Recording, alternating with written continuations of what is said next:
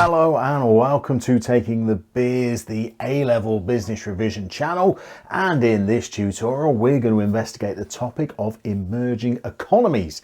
Now for your exam board this might have a different name. It's sometimes referred to as emerging markets, sometimes it's referred to as developing economies, but it's all the same concept. So what we're going to do in this video is we're going to have a look at the features of an emerging economy. We'll talk about some examples of emerging markets that businesses might want to penetrate. And crucially, we'll have a look at why emerging economies might be attractive propositions.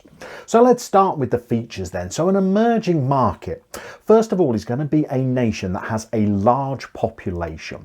So it's going to be a country which in some case has a population in the billions, but certainly will have very large populations, potentially over 100 million people living there, which means there are lots of potential customers in that market.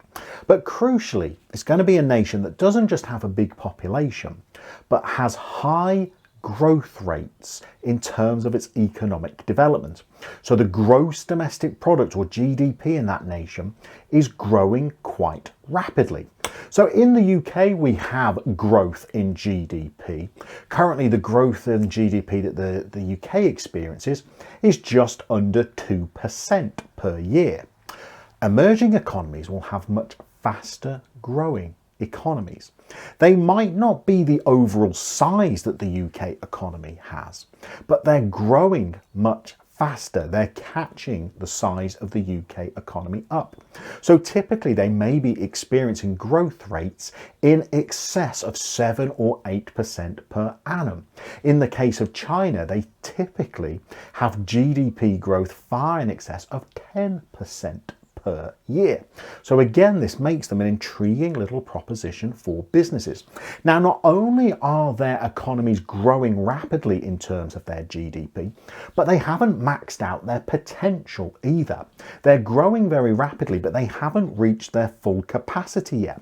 Emerging markets are places where there is plenty more growth potential that could still be utilized. Another feature of emerging economies is the incomes of the people who are residents in these economies. Now, the first thing we should say is that these incomes might not be as high on average as they might be in more developed nations, but again, they are incomes that are rising quite quickly. So the people that are residents in these emerging economies are experiencing rapidly growing incomes. They're going to have more disposable cash at the end of each month that they might look to spend on consumption, which again might just get businesses thinking. So we've got those 4 key features there of an emerging economy, but there is a fifth, and it might not be a particularly attractive feature. Emerging economies are often associated with volatility. That could be political volatility. The political scene in those nations might not be that stable, and that might be something that businesses are wary of. They might also be prone to economic volatility as well. Because of the growth rates they're experiencing, they might be experiencing quite high rates of inflation, and they might also experience quite fluctuating exchange rates as well. So these features might just make some businesses more cautious when choosing whether emerging economies are worth trying to penetrate. Now, the famous emerging economies that we have around the world form part of what we call the BRICS and the Mint groups. So the BRICS group of nations are the economies of Brazil and Russia, India and China, and the addition of South Africa as well. And in there, through India and China, we have very typical emerging economies with huge populations, high rates of economic growth, plenty of potential for more, but also high rising incomes for the consumers and the workers in those nations as well. The Mint group of countries is Mexico, Indonesia, Nigeria and Turkey, which are newer additions to the emerging economies around the world that businesses might seek to penetrate. Now, crucially, we want to have a little think for exam questions about why emerging markets are significant. Why might they be attractive to businesses? Because a very common exam question is to recommend to a business whether they should continue to expand domestically in their own nation, or whether they should seek to penetrate emerging economies instead. So one reason why emerging economies might be quite attractive is because the growing GDP in those nations mean that there is a growing band of middle class consumers. There's going to be a growing group of consumers that have been lifted out of very low average wage rates and are now enjoying much higher incomes. And when people have higher incomes, they look to try and spend that income on consumption. But it may well be that businesses find there's less competition to serve those middle class customers in emerging economies than there might be in their own domestic market. Your own domestic market might be very established and there might be lots of competing businesses there. Competing businesses from your own domestic nation or international rivals that are trying to compete in the global marketplace. But emerging markets might be more of a blank canvas.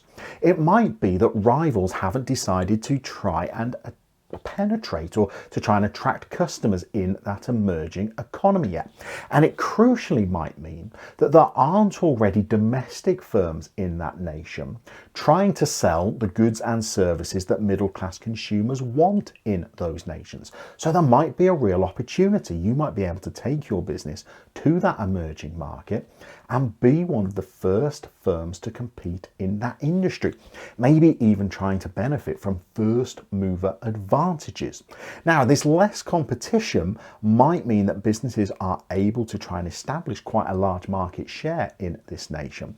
And because those populations are particularly big, the growth potential that firms might be able to benefit from in emerging economies might be far greater than they could hope to achieve by continuing to expand and grow in their own domestic market.